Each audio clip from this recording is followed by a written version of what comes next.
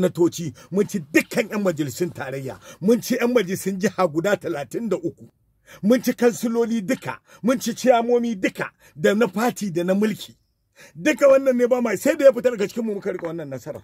Mu fa tun da Kwankwaso ya fita aka daina jefa mana kwallo a raga. Da abu kaɗan za a jefa mana kwallo a raga, salamatu. Amma yanzu ragan mu ta tsare.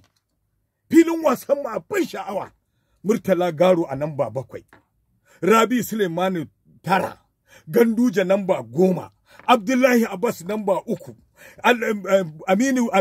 Aminu Dabo namba 11, ni ina namba 4, Mustapha Bakuna yana namba 5. Mun dare idan wannan ya doko mu doke ta. Ganduje idan ya dau bal Kwankwaso ya fito, Kwankwaso yana tsaron baya.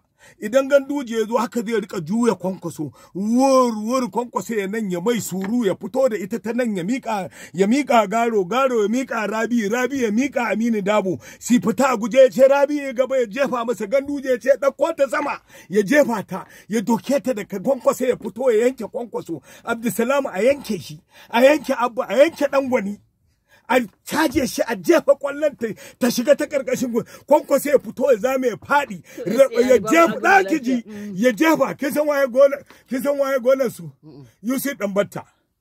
Dama yana fushi, ana jefa masa ya sake ta fada raga. Ba a ihu an yanke Kwankwaso.